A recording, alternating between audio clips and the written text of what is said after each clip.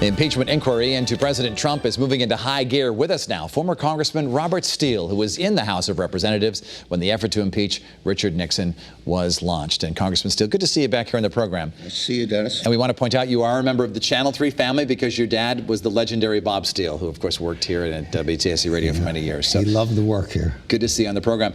I want to ask you, first of all, let's go back to when the whole Watergate thing broke. And most Republicans supported President Nixon for a while. In fact, the public supported him. He was pretty popular in 1973. When did it change? Well, I think it was the end of 1973. The Judiciary Committee in the House began to do an investigation.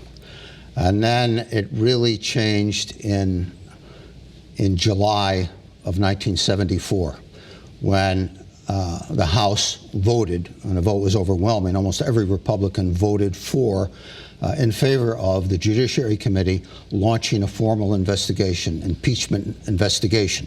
Now, after the Judiciary Committee acted, it was supposed to be referred to the full House, and the House would vote, but it never got that far because Nixon's closest friends in the Senate went to him and said, look, you don't have the votes. The House is going to vote for impeachment, and the Senate is going to convict you. Would you have voted for impeachment? Well, I voted in favor of referring it to the Judiciary Committee, which was the first step. Sure. But by that time,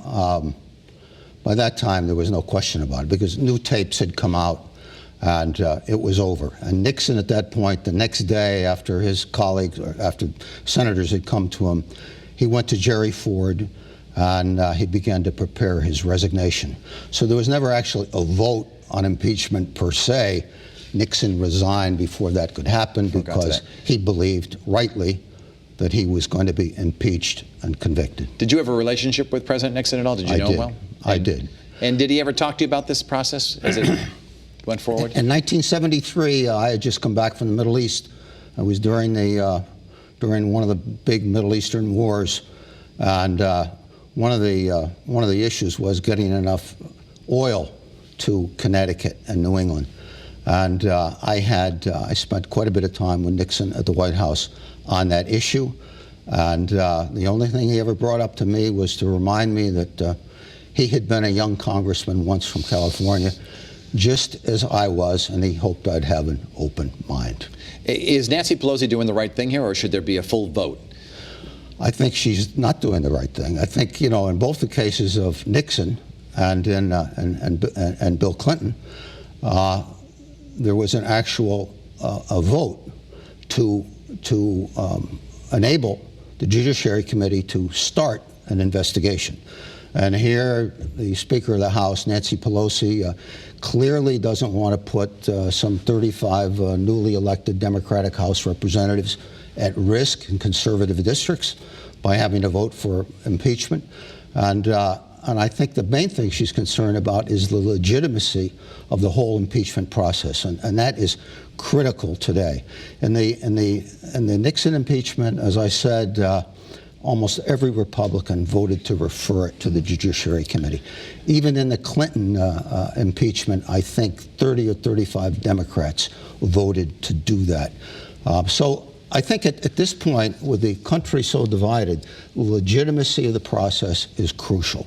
And that requires a vote from the full House to enable and to instruct the Judiciary Committee to go forward and hold these hearings. This impeachment process with President Nixon certainly hurt all Republicans. Hurt you as well. You were the nominee for governor in 1974, and you went on to lose to, I know you brought this from your scrapbook, which the day you were nominated, correct, to be the candidate for governor, this was the headline instead. So you couldn't escape Richard Nixon if you tried that particular summer, and you went on to lose to El Grasso. As I said, I think my golden retriever would have done as well as I did that year.